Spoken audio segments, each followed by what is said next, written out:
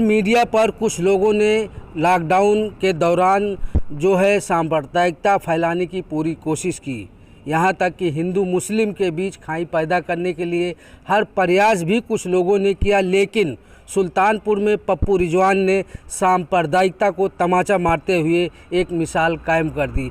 हम आपको दिखाना चाहेंगे कि ये वही मैरिज हॉल है जो लॉकडाउन के बाद पप्पू रिजवान ने प्रशासन को दे दिया और यहाँ हर रोज़ जो है लोगों की मदद का सिलसिला भी चलता रहा।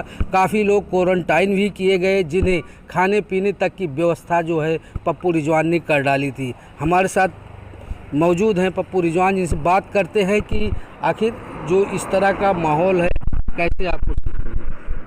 आज मैं सबसे पहले सभी लोगों से ये कहना चाहूँगा कि सबसे पहले हम हिंदुस्तानी हैं, उसके बाद हम हिंदू मुसलमान हैं।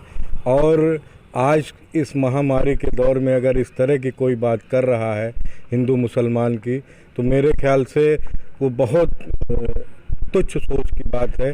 सबसे पहले हमें इंसानियत कि हम इंसान हैं, न हम हिंदू हैं न मुसलमान हैं। आज जो भी लोग गरीब और परेशान हैं वो हमारे भाई हैं, हमारे बहन हैं। पूरे हिंदुस्तान में ये होना चाहिए कि चाहे वो हिंदू हो या मुसलमान हो, सेवा करना हमारा काम है। हमारा भाई है, हमारा हिंदुस्तानी भाई किसी भी हाल में अगर परेशान है तो भी हमें उसकी हर तरह से मदद करनी चाहिए। आप किस तरह मदद कर रहे हैं लगातार जो है, तो लोगों को कैसे मदद पहुंचा रहे हैं? अब जब से ये लॉकडाउन शुरू हुआ, उस दिन का पहले दिन का दौर जो मैंने देखा कि यहीं इधर अमहट चौराहे की तरफ से लोगों का जत्था कम से कम 100, 150, 200 लोगों का जत्था चला आ रहा था। और बेचारे पैदल और मजबूर और परेशान होकर कोई 200 किलोमीटर से, कोई 300 किलोमीटर से पैदल चलकर आ रहा था।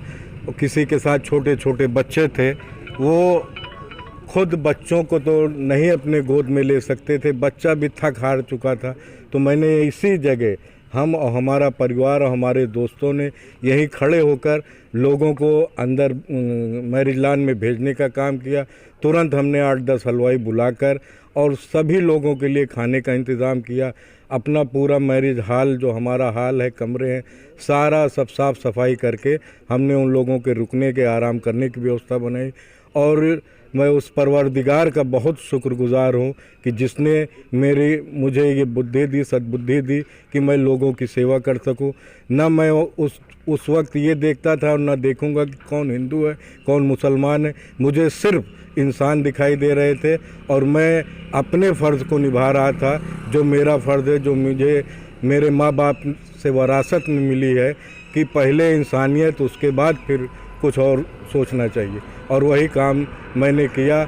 और उसके बाद फिर मेरे एसएस गारमेंट के नाम से फैक्ट्री थी जिसमें जीन्स वगैरह बनाया जाता था। मैंने यहाँ देखा कि मास्क वगैरह की कालाबाजारी हो रही है, गरीब लोगों तक मास्क पहुँच ही नहीं रहा है और पूरे मुल्क के लोग मास्क के लिए परेशान है और हर आदमी इस महामारी से बचने के लिए मास्क लगाना चाहता है।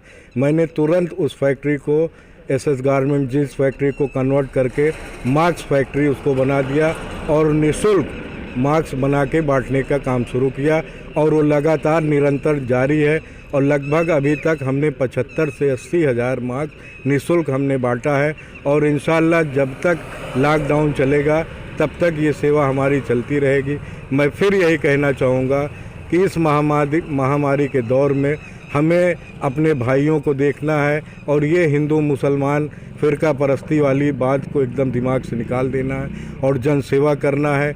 जो भी हमसे बन पड़ता है, हम सभी लोगों को मिलकर कंधे से कंधा मिलाकर इस दुख की घड़ी में सबके लिए काम आना है और सबकी सेवा करना। जी बिल्कुल, जिस तरह से जो है लॉकडाउन लगा और गरीब तबके के लोग जो है सड़क पर उतर आए, अपने घर पहुंचने की उसमें लग गए, जिसे देख जो है पप्पू रिजवान का दिल पसीज गया और वह लोगों के लिए मसीहा बन गए। यहाँ तक कि लोगों के घरों में वह रात के अंधेरे में राशन भी पहुँचा रहे हैं, जिसकी लोग तारीफ भी कर रहे हैं। आसिफ बेग।